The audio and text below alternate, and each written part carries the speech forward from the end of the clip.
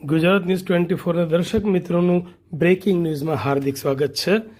અજમેર શરીફમાં કોમી એકતાના દર્શન 20મા રોજાએ 11,000થી વધુ મુસ્લિમ શ્રદ્ધાળુઓએ એકસાથે ઇફતાર કરી ધન્યતા અનુભવી। રાજસ્થાનના અજમેરમાં આવેલી વિશ્વ પ્રસિદ્ધ ખ્વાજા ગરીબ નવાઝની દરગાહ હંમેશા કોમી એકતા અને ભાઈચારાનું પ્રતીક રહી છે। પવિત્ર રમઝાન માસ દરમિયાન અહીં શ્રદ્ધા અને સેવાના અનોખા દ્રશ્યો જોવા મળી રહ્યા છે।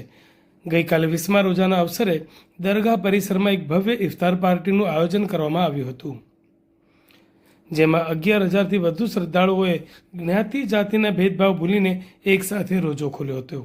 ભવ્ય આયોજન અને વ્યવસ્થા દરગાહ કમિટી અને ખાદિમ સમુદાય દ્વારા આ વિશાળ ઇફતારનું સુંદર આયોજન કરવામાં આવ્યું હતું। સાંજ પડતાની સાથે જ દરગાહની અંદર અને આસપાસના વિસ્તારોમાં શ્રદ્ધાળુઓની ભારે ભીડ ઉમટી પડી હતી। ઇફતારમાં ઉપસ્થિત તમામ લોકો માટે વિશેષ વ્યવસ્થા કરવામાં આવી હતી, જેમાં વિવિધ પ્રકારના તાજા ફળો, ઠંડુ પાણી અને શરબત, ખજૂર તેમજ અન્ય ખાદ્ય સામગ્રી કોમી એકતાના અનોખા ઉદાહરણ સાથે આયોજન કરવામાં આવી હતી।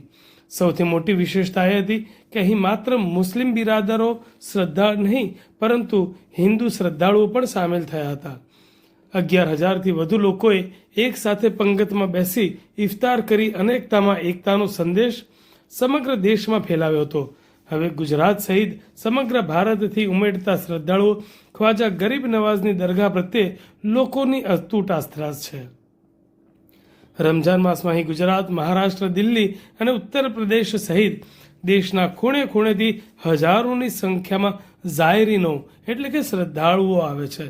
માન્યતા છે કે દરગાહ શરીફમાં રોજો ખોલવાનું વિશેષ ધાર્મિક મહત્વ છે, તેથી સાંજ સમયે અહીં શ્રદ્ધાળુઓનું મહેરામણ ઉમટી પડે છે। સ્થાનિક કમિટીના જણાવ્યા અનુસાર દરરોજ આવતા શ્રદ્ધાળુઓ માટે ઇફતારની સુંદર અને ઉત્તમ વ્યવસ્થા કરવામાં આવે છે, જેથી કોઈ પણ વ્યક્તિ ભૂખ્યું ન રહે અને શાંતિપૂર્ણ રીતે રમઝાનના પવિત્ર માસમાં બંદગી કરી શકે।